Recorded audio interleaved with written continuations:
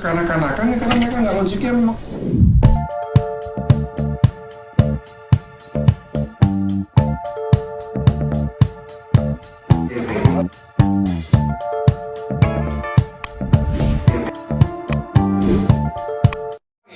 Oke, jadi kan pendapatnya adalah setelah selesai manggung dari luar kota, Mas, tiba-tiba dihubungi oleh manajemen Mas Dhani, ditagih direct license, lagu Separuh Nafas. Gak mungkin, manajemen saya nggak mungkin nagih. Jadi yang nagih itu selalu saya. Itu pertama, fakta pertamanya begitu. Fakta kedua, kemudian dia bayar, tapi Mas Dhani bilang nggak usah. Itu lupa saya.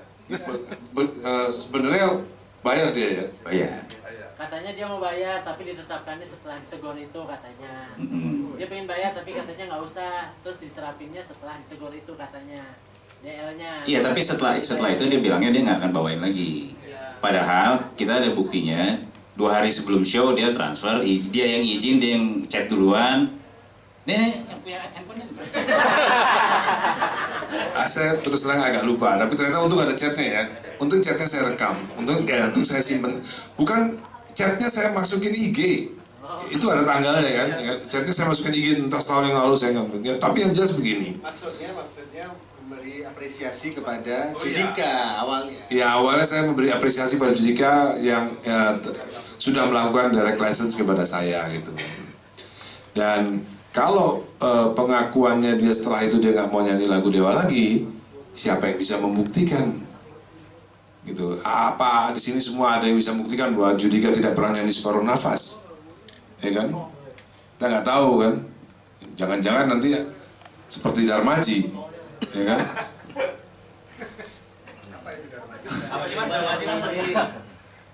Itu adalah istilah yang diberikan oleh netizen. Jadi waktu itu seperti Once berani ngomong bahwa dia cuman, saya kan nggak nyanyi lagu dia banyak-banyak, paling cuma 1 doang gitu kan katanya kan. 3 ya? Oh 3, ya saya nggak tahu. Terus tiba-tiba ternyata ada netizen yang punya bukti bahwa Once nyanyi lagu 10. Enggak lah. 10, aku yang bikin. Perawan. Itu 10 Indonesia ya. Lalu ternyata pengakuannya tidak sedetail daripada netizen. Netizen punya rekamannya bahwa Once nyanyi lagu lebih daripada 1 ternyata. Ngakunya nggak 1 kan. Maka akhirnya Once disebut Darmaji. Dahar 5 ngaku hiji. Gitu. Jadi kan kita nggak pernah tahu kan. Ini kan baru pengakuannya aja, dia nggak pernah nyanyi lagi kan. Kita kan nggak pernah tahu kalau netizen punya banyak video gitu.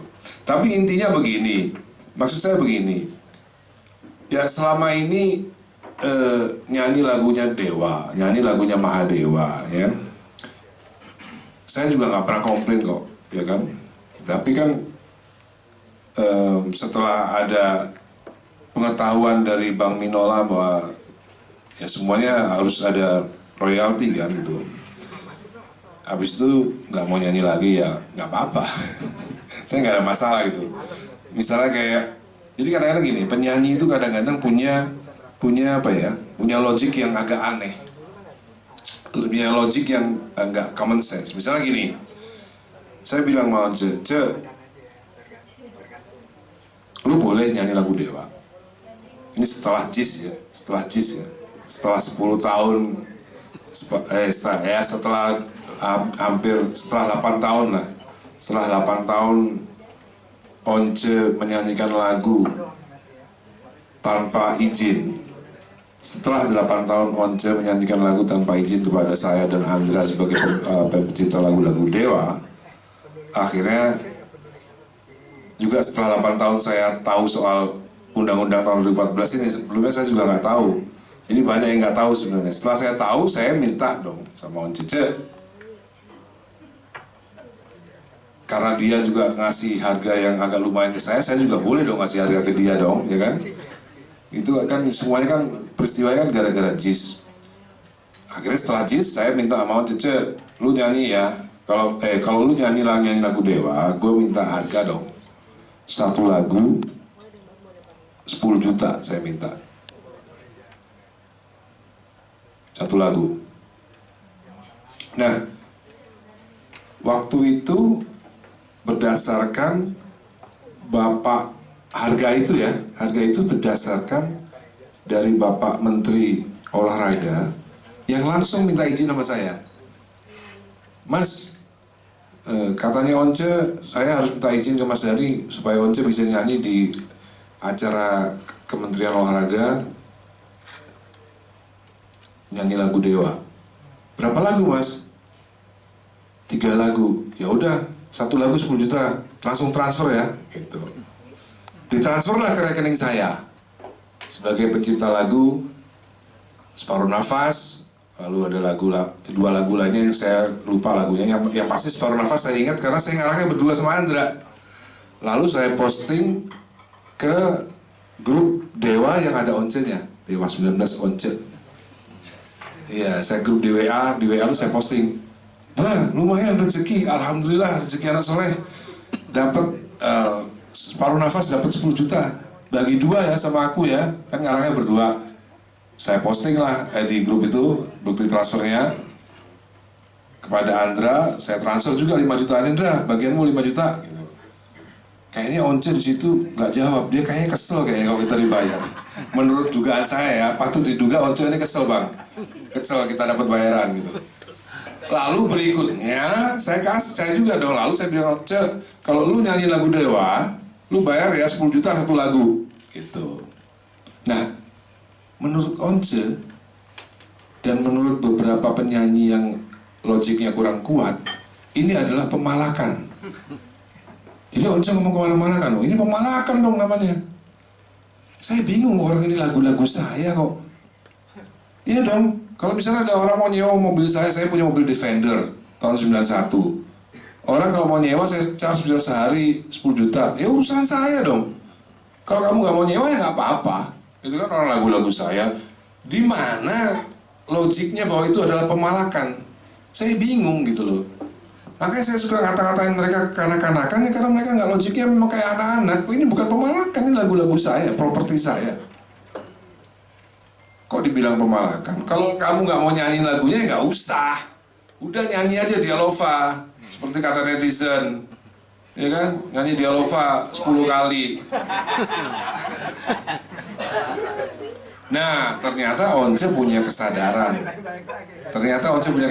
Bahwa memang pencipta lagu bisa melarang. Itu. Pertamanya dia nggak berpikiran bahwa pencipta lagu bisa melarang.